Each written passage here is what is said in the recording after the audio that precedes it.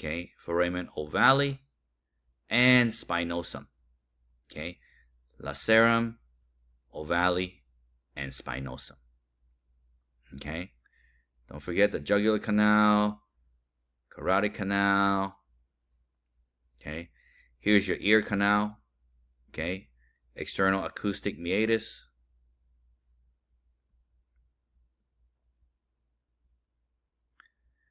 Again, here's the nasal bone, okay. That's the cristagalli we saw.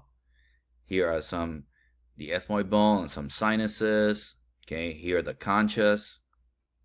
This is a zygomatic bone on the side, maxilla bone, okay.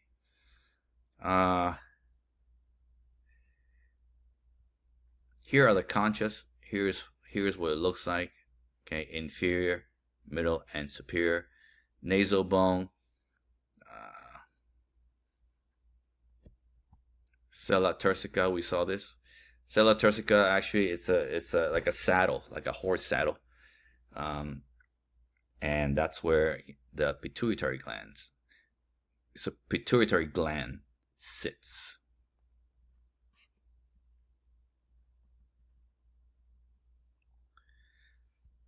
Zygomatic arch, we saw the zygomatic arch.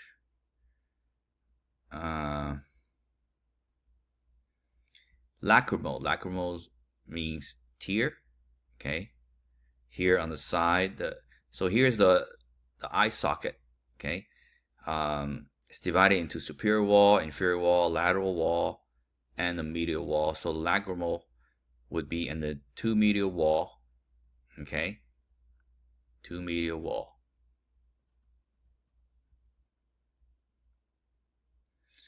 Okay, here is where we talk about the jaw, okay. Here are the alveolar process where the teeth will sit in, okay. Here is the mandibular condyle where it articulates with the facial bone, where it moves, okay. This one is the coronoid process, not the coracoid. Coracoid is, again, it's in the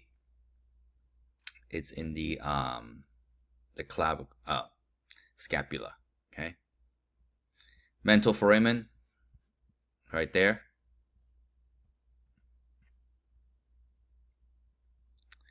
So here's the eye. Again, we talked about the superior wall. Here's a nose, right? Nose. So this is the medial side, lateral side, and inferior side. Okay. That was a sphenoid bone we saw earlier. Superior orbital fissure, this guy right here, if you look straight in.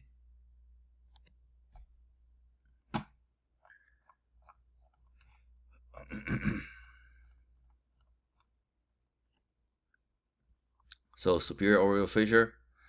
Inferior orbital fissure is here. It's not marked, but here is the optic canal. That's where the optic nerve comes out. So if you look, if we look at the lab, if you look straight in the eye, this would be the superior orbital fissure, inferior orbital fissure, and the optic canal. Okay. Here again, a better view of the nasal area. Okay, that's the maxilla. Okay, this bone right here would be the sphenoid bone. Okay, the vomer bone, the perpendicular plate. Okay, nasal bone, frontal sinuses, cristagalli is right there, and this one would be the sella turcica. Sella turcica.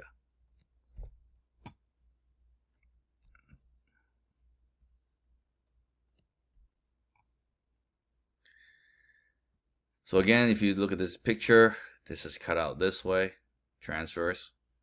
Okay, the big one would be foramen magnum.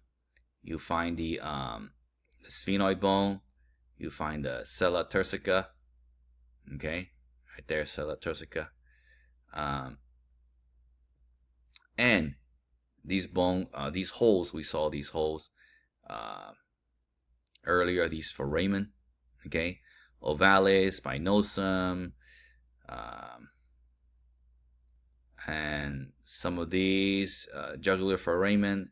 These are all in the lab. We'll be able to see them better in the lab. Okay. Here are some sinuses. Maxillary sinus, frontal sinus. There's sphenoid sinus inside. Ethmoid bone got lots of cells, lots of holes. Okay. Is to reduce bone mass, lighten the skull, and add resonance to voice.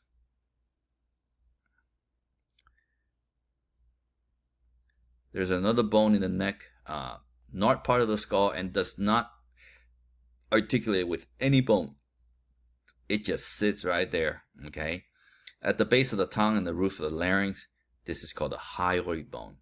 Hyoid bone. Okay. Now coming to the spine. Here's the front view. Well, here's the posterior view. Okay. And here's the front of the spine. Here's the back of the spine. So this is the side view.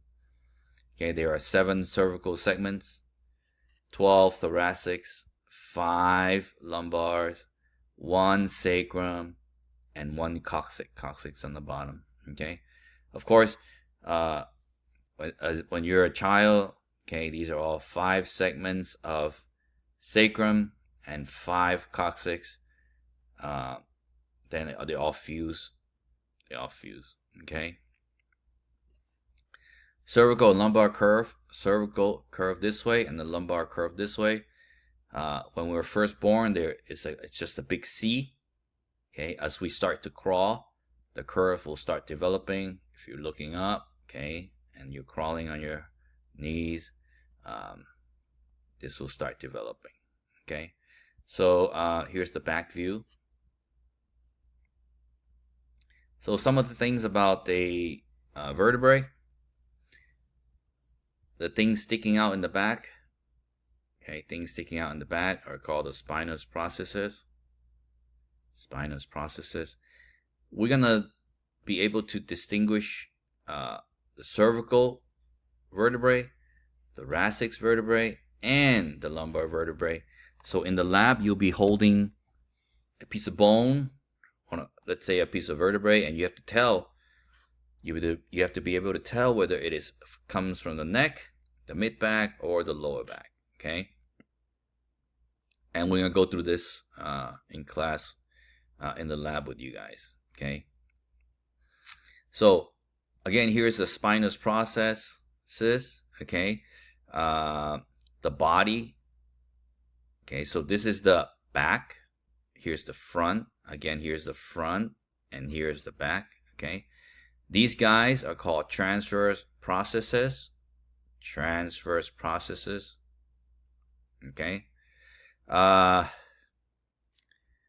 Pedicle, laminae. We're gonna see this. The whole thing is called a laminae. Okay. Spinal nerve exit through the intervertebral foramen. So this hole where the nerve comes out. Let's see. Yeah, some of these holes.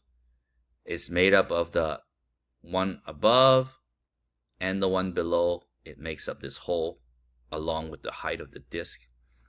So if your disc start wearing tear, you're wearing out, your foramen's going to get smaller and it's going to start pinching on these nerves.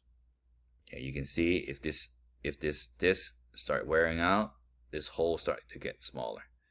Okay, so the hole is made up of the superior vertebrae and the inferior vertebrae. Yeah, so the one sticking in the back, it's like when you see a fish, the spines in the back is to protect the vertebral column. The spinal cord protects it. Okay, the anterior body also protect. Well, all of these protects the spinal cord. So the back one is the spinous processes, and the one on the side is called the transverse processes. Okay. Superior facet of the superior articular and inferior process, it would be, so this one, okay, this one will articulate, this one will articulate this one. So this one is a better view. So this is the inferior articular process, okay, because it's the inferior of this bone, okay, on the bottom. Now this bone also has a bottom inferior articular process, but it has a superior articular process that articulates with the inferior articular process of the one above. Okay, a little hard to imagine, but so this is the top view, right? So this is the superior articular process. So this would be sitting right